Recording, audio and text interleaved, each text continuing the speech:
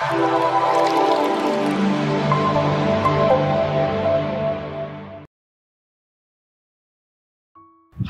நான் doctor K Bharanidharan, senior consultant diabetologist பேசுகிறேன்.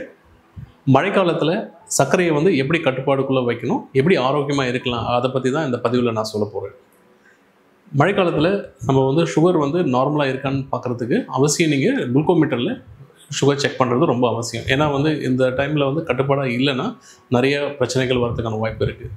Normal level பார்த்தீங்கன்னா ஃபாஸ்டிங்கில் 100லேருந்து 120க்குள்ளேயும், சாப்பிட்ட பிறகு 140லேருந்து 180க்குள்ளேயும் இருக்கான்றது ரொம்ப முக்கியம். அதை நீங்கள் குளுக்கோமீட்டரை வச்சு வீட்டிலே பரிசோதனை செஞ்சுக்கலாம். அடுத்தது பார்த்தீங்கன்னா இந்த உணவு கட்டுப்பாடு இந்த மழைக்காலத்தில் ரொம்ப முக்கியம். முடிஞ்சளவு ஃபாஸ்ட் ஃபுட், இந்த டோர் டெலிவரிலாம் அவாய்ட் பண்ணி வீட்டிலேயே ஆரோக்கியமான உணவுகள் செஞ்சு நீங்கள் சாப்பிட்டீங்கன்னா ஹை கலோரி டயட்டை அவாய்ட் பண்ணலாம். அதே நேரத்தில் ஆரோக்கியமான உணவு ஃபேமிலியோடு நீங்கள் என்ஜாய் பண்ணி சுகரையும் கட்டுப்பாடுக்குள்ளே வைக்கலாம்.